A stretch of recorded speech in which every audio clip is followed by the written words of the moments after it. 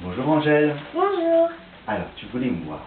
Oui, je voulais te voir car mes copines à l'école m'ont posé plein de choses, plein de questions sur l'hypnose. D'accord. Et toi, tu leur as expliqué quoi? Parce que tu as déjà fait de l'hypnose avec moi. Oui. Alors, qu'est-ce que tu as vécu quand tu as fait de l'hypnose avec moi? Bah, l'hypnose, ça fait un peu comme si tu dormais les yeux ouverts. T'es toute tranquille. T'es toute tranquille, d'accord. Mais comment tu fais pour nous mettre tout tranquille? Ah, déjà, tu peux remarquer que quelquefois, dans une journée, par exemple, quand tu joues, parfois tu joues et tu es tellement dans ton jeu que tu es parti. Et même, il pourrait y avoir papa et maman qui t'appellent, tu n'entends même pas, parce que tu es dans ton jeu. Et bien, c'est un petit peu ça l'hypnose. Tu peux entendre plein de bruit autour de toi, et puis simplement, tu es en train de rêver ou d'imaginer autre chose. Voilà, c'est un petit peu ça. D'accord? D'accord. Alors peut-être que tes copines, elles pensent que c'est autre chose. Qu'est-ce qu'elles pensent que c'est tes copines? Bah, elles pensent que c'est un peu comme la télé, comme ça. Ah, comme si j'avais un pouvoir sur toi pour te Oui. faire tomber de sommeil. Mais ça, c'est à la télé. Ben ça, c'est à la télé.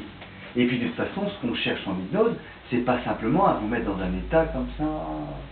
Ce qu'on cherche, c'est à aider à changer des choses qui vous embêtent. Par exemple, toi, quand tu as fait de l'hypnose, c'était pourquoi, par exemple? Par exemple, pour des cauchemars. Par exemple, pour des cauchemars.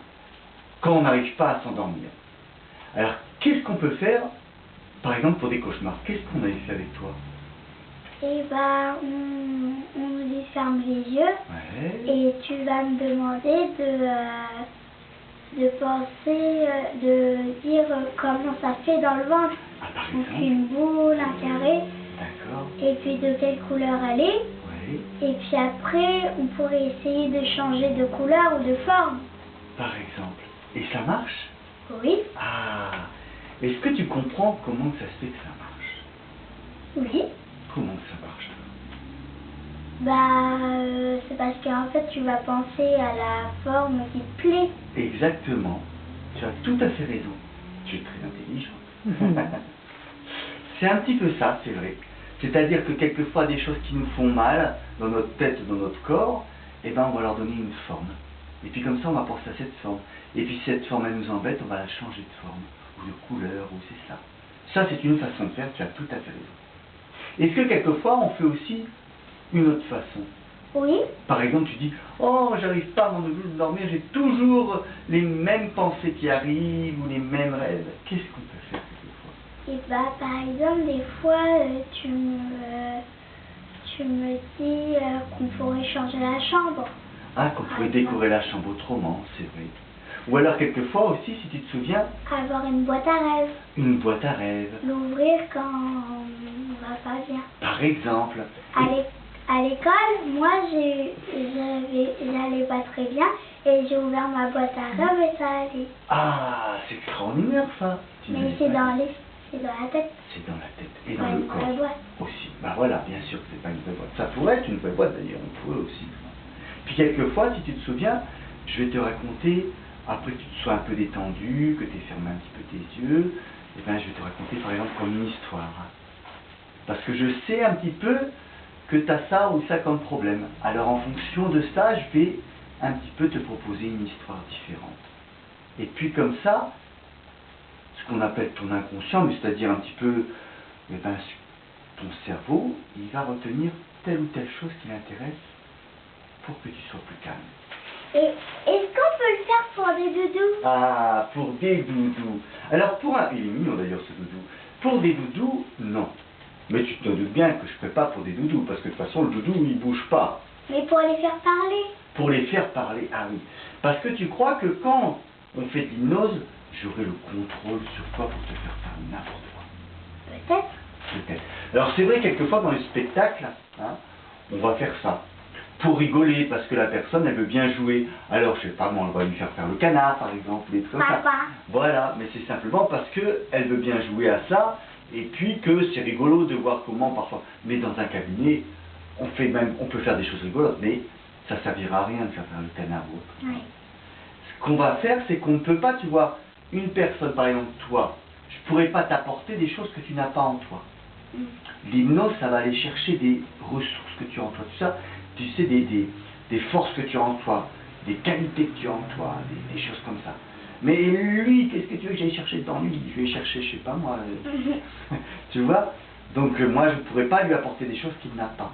Par contre, s'il avait des choses en lui, je pourrais trouver comment on va aller rechercher ces ressources. Et les animaux alors? Et les animaux, là, je ne peux pas pour les animaux, j'ai jamais testé sur des animaux. Hein. Parce que là, mais c'est très bien ce que tu poses comme question. Parce que ça veut dire que l'hypnose, il faut qu'il y ait deux personnes ensemble qui puissent s'entraider. En hypnose, moi j'ai besoin, eh bien aussi que tu fasses un petit peu l'effort, c'est pas un effort, mais que tu sois attentif pour eh bien accepter de te détendre, accepter de penser à ça, tu vois. Si tu disais non, ben je pourrais rien faire. Ah oui. L'hypnothérapeute, il peut rien faire sans l'autre personne. Il faut que ce soit les deux qui soient en confiance, et alors ensemble, on peut faire des choses extraordinaires. Par contre, tu sais, un doudou, je vais parfois m'en servir avec des enfants ou des tout petits, tu vois, parce que eux, est-ce qu'il y a besoin, tu crois, de leur faire fermer les yeux? Peut-être qu'ils ne voudront pas fermer les yeux. Est-ce qu'on peut faire de l'hypnose sans fermer les yeux?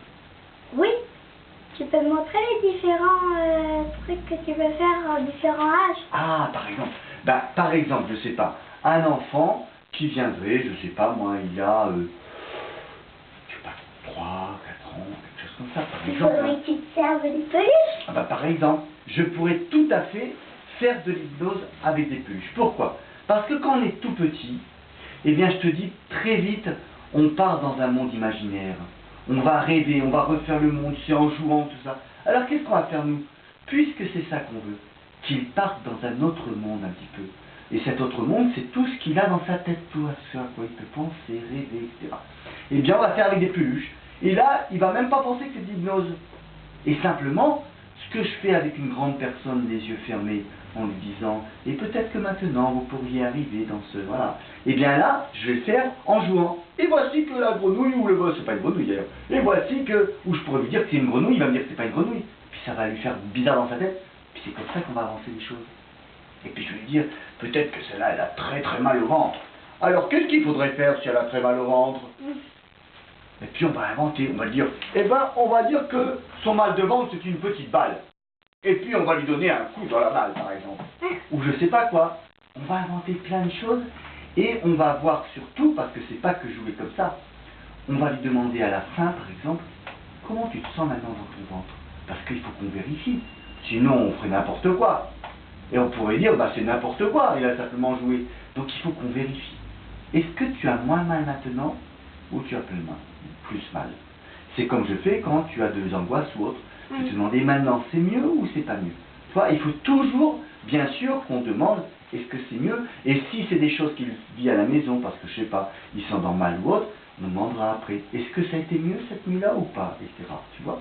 Mais donc ça va parfois nous permettre de jouer. Ça, on peut faire ça avec des petits, tu vois.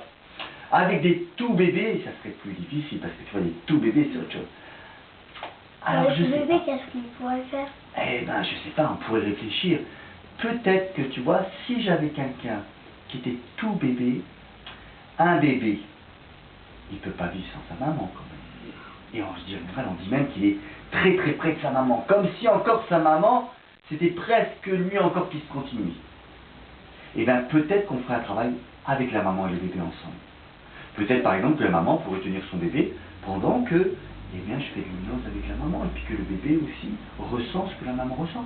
Peut-être, tu vois. Parfois, on invente des choses parce qu'on a compris comment ça fonctionne un petit peu dans notre tête, et puis à partir de là, en fonction du bébé, de la maman, de son papa, on va penser à des choses qu'on va essayer de voir si ça marche. Et pour les enfants de 6 ans? Pour des enfants après plus grands, je pourrais faire aussi, pardon, avec du dessin, par exemple. Du dessin? Mais comment? Par exemple, je ne sais pas. Quelqu'un qui dit, moi j'ai peur, par exemple, je stresse quand je fais de la flûte. Par exemple, je ne sais pas. Pourquoi on ne lui ferait pas dessiner, par exemple, quand on est en train de stresser, en faisant la flûte, ok? On fait une flûte, par exemple, donc il va dessiner la flûte. Et puis on va lui demander, et comment ça serait si c'était bien?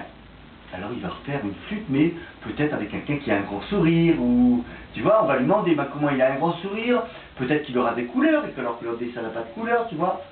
On va lui mettre les deux dessins comme ça, par exemple, tu peux lui dire, Alors, qu'est-ce qu'il faudrait pour passer de là à là? Imaginez qu'il faudrait quelque chose. Alors, je sais pas, peut-être qu'il va dire... qu'est-ce qu'il pourrait dire? Je sais pas. Il dirait par exemple une boîte de maquillage. Oh, ok, une boîte de maquillage. Ou alors il dirait avoir plus confiance en moi. D'accord. Bah, comment ça serait de dessiner la confiance en toi? Tu vois, on va trouver plein de choses comme ça pour que petit à petit, il se rende compte qu'il peut arriver jusque-là. Et pour moi qui est en CM1, qu'est-ce qu'on pourrait faire? On commence déjà les choses d'adultes. Ah ben les choses d'adultes, tu sais, même avec les adultes, on va faire des choses parfois même les yeux ouverts. Hein. Il y a des adultes parfois qui ne veulent pas fermer les yeux. Alors on peut faire des choses aussi les yeux ouverts avec les adultes ou même debout. C'est pas toujours obligé de fermer ses yeux. D'accord? Je pense que il est temps peut-être de ne pas être trop long dans la vidéo. Mais on aura l'occasion de continuer à répondre à tes questions, si tu veux, dans une autre vidéo. D'accord? Parce que je vois que tu as plein de questions et que tes copines aussi. Allez, à une prochaine fois, Angèle. Au revoir. Au revoir.